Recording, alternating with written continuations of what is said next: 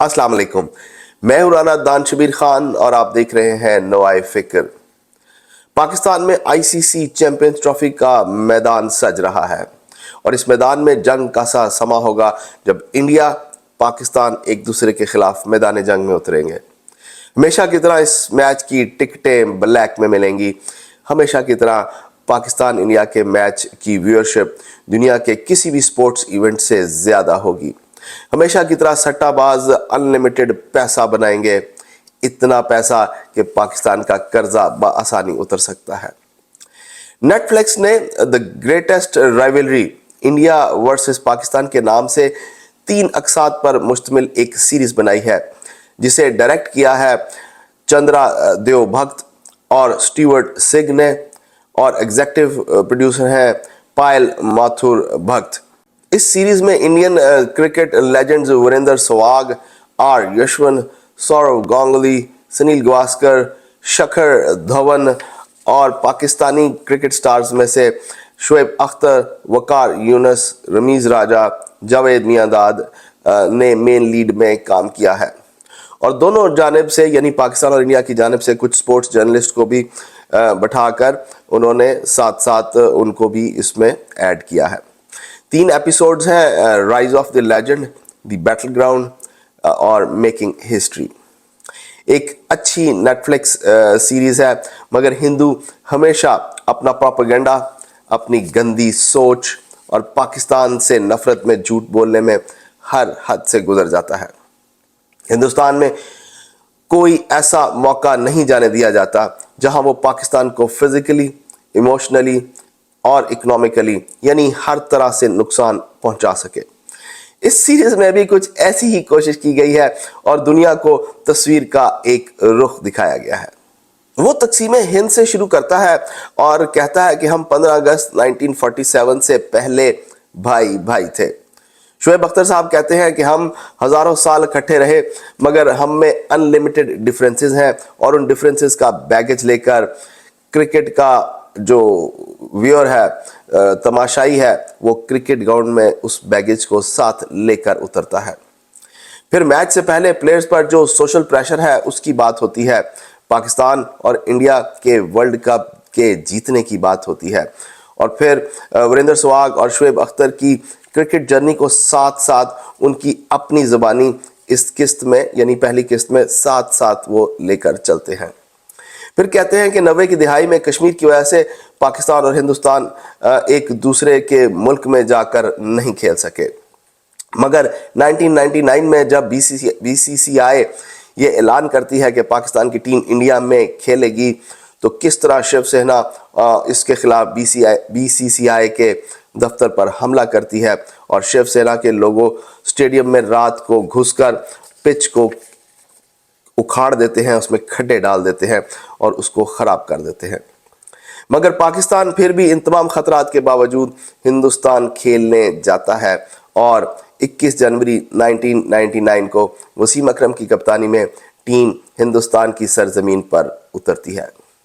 बकौल नेटफ्लिक्स जब क्रिकेट दोनों मुल्कों को करीब लेकर आती है तो साथ ही कारगिल क्राइसिस हो जाता है, जिसकी वजह से दोनों मुल्कों में क्रिकेट मुतासिर होती है और 1999 से 2004 तक पाकिस्तान और हिंदुस्तान कश्मीर को लेकर हालात ख़राब रहते हैं और दोनों मुल्कों के आपस में सफारती तल्लुकात तकरीबन ख़त्म होते हैं।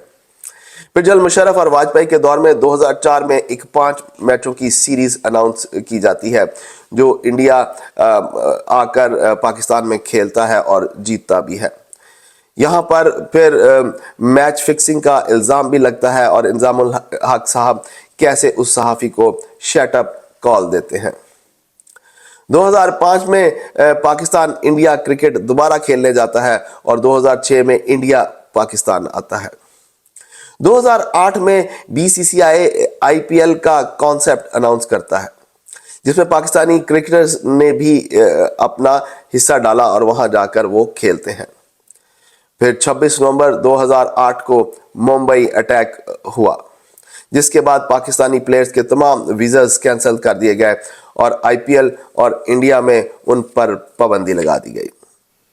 26 नवंबर 2008 को जो मुंबई हमला हुआ, हुकूमत पाकिस्तान ने इंडियन गवर्नमेंट को जॉइंट इन्वेस्टिगेशन की ऑफर की थी, मगर हिंदुस्तान ने उसे रिफ्यूज कर दिया क्योंकि ऐसा करने से फैक्ट सामने आ जाते और उनका पाकिस्तान मुखालिफ बयानिया पिट जाता। आज आईसीसी चैंपियंस ट्रॉफी में हिंदुस्तान पाकिस्तान में खेलने के लिए तैयार नहीं, जबकि 2023 में पाकिस्तान की टीम इंडिया मैच खेल कर आई है। फिर इस सीरीज के आखिर में उम्मीद का इजहार किया गया कि सियासत और खेल एक दूसरे से अलहदा होंगे और क्रिकेट डिप्लोमेसी की बजाय सिर्फ क्रिकेट होगी। अब जैसा कि मैंने शुरू में कहा कि इस नेटफ्लिक्स सीरीज में झोल है, और वो झोल कहाँ है मैं आपको बताता हूं। पाकिस्तान पर इल्जाम लगाया गया कि हमने 90 की दिहाई में कश्मीर में अनरेस्ट क्रिएट किया और एलओसी पर हालात खराब रखे। फिर कारगिल जंग हुई और फिर 2008 में मुंबई हमला हुआ।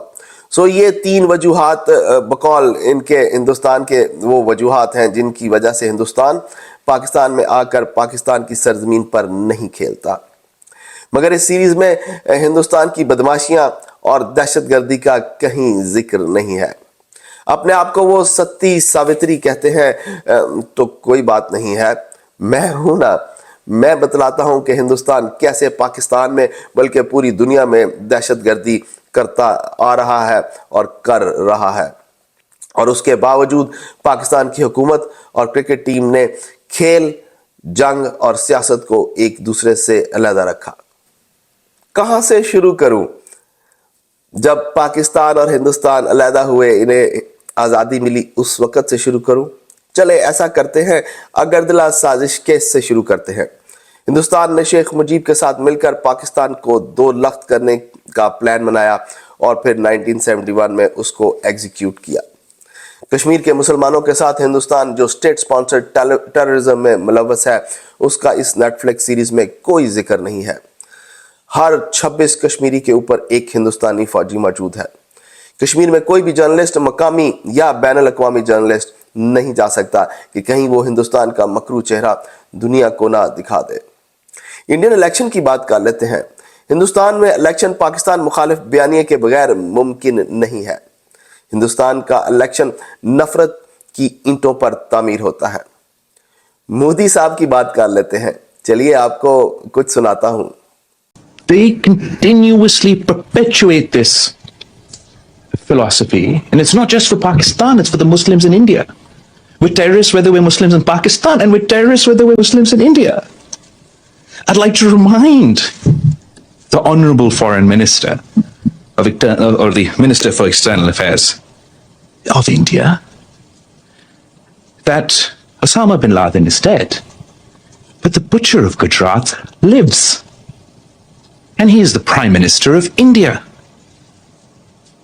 He was banned from entering this country until he became Prime Minister.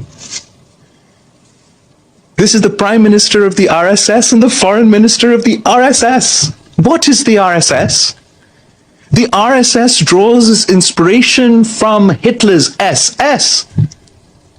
The RSS, I saw yesterday, the Foreign Minister of India was with the UN Secretary General inaugurating a statue of Gandhi.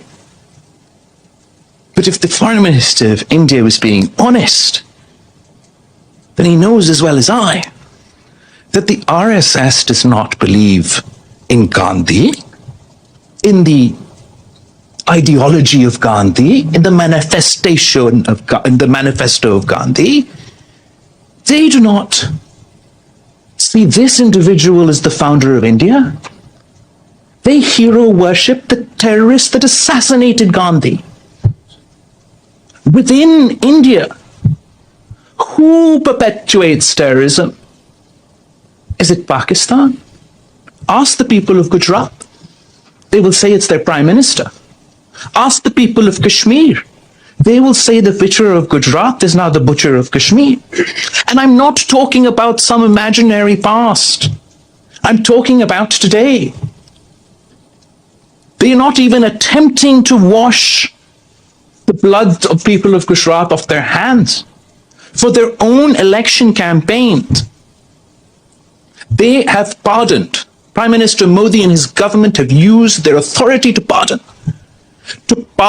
the men who perpetrated rape against Muslims in Gujarat, who conducted the gang rape of women in Gujarat. Those rapists, those terrorists were freed, were pardoned. For the Prime Minister of India, this is the truth of the matter. So in order for them to perpetuate their politics of hate, their Hindu supremacist transition from a secular India to the Hindu supremacist India, this narrative is very important for them. It's very important for them domestically, and it's very important for them internationally. They demonize the people of Pakistan. They expect the world to believe that we are all terrorists. I know we are not, and I have presented this dossier. I'm not talking about whenever back Gujarat was, I'm talking about 2021. When we have proof that your government facilitated a terrorist attack in Pakistan. So I don't see how Pakistan is the epicenter of terrorism. I do believe that we are the victims of terrorism. If it's not the government of India, certainly the people of India have been victims of terrorism. The people of Afghanistan have been victims of terrorism. The people of the United States, the people of Europe have been the victims of terrorism. 16 December 2014 army public school Peshawar, raw के एक major साहब अफगानिस्तान में बैठकर army public school Peshawar का हमला plan और execute करवाते हैं, जिनमें 132 मासूम बच्चे और टोटल 149 लोगों को इंतहाई बेरहमाना तरीके से शहीद कर दिया जाता है। Indian naval officer commander Kulbhushan Yadav, जो रॉ के लिए काम करता था और ईरान में बैठकर पाकिस्तान के अंदर दहशतगर्दी में मुलव्वस रहा, वो मार्च 2016 को पाक ईरान बॉर्डर पर अरेस्ट होने से पहले कई बार पाकिस्तान के चक्कर लगा चुका था और वो अपने तमाम जराइम का एतराफ़ कर चुका है। ये साहब बहुत तवील अरसे से बलोच लिबरेशन आर्मी और बलोच लिबरेशन फ्रंट और मुख्तलिफ दहशतगर्द ग्रुपों की पुष्टपनाही कर रहे थे, और उनकी गिरफ्तारी के बाद अब कोई और हिंदुस्तानी रॉ का ऑफिसर यही काम कर रहा होगा। हिंदुस्तान की बदमाशियां सिर्फ पाकिस्तान तक महदूद नहीं है। कनाडा में ये नजर को कत्ल कर चुके हैं और अमेरिका में भी इन्होंने अपने टारगेट्स मुतय्यन कर रखे हैं। इनसे कोई पूछे कि अभिनंदन और उसका साथी पायलट ऑफिसर की आमचूपन पाकिस्तान आई सी, एक को पाकिस्तान एयरफोर्स ने जहन्नम वासिल किया और दूसरे को चाय पिलाकर हिंदुस्तान को वापस कर दिया।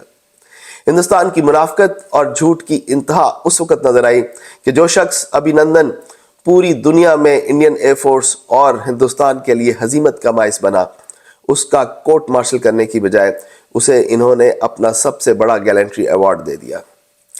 हिंदुस्तान की इन तमाम बदमाशियों के बावजूद हुकूमत पाकिस्तान और पाकिस्तान की अवाम हिंदुस्तान जाकर बल्कि कहीं भी उनके साथ किसी भी स्पोर्ट्स इवेंट में मैदान में उतरने के लिए तैयार हैं, क्योंकि हम में और आप में यही फ़र्क है। मैं आपसे इजाज़त लूँगा। अल्लाह आप सबको आसानियाँ नसीब फरमाए और आसानियाँ तकसीम करना नसीब फरमाए। अस्सलाम वालेकुम।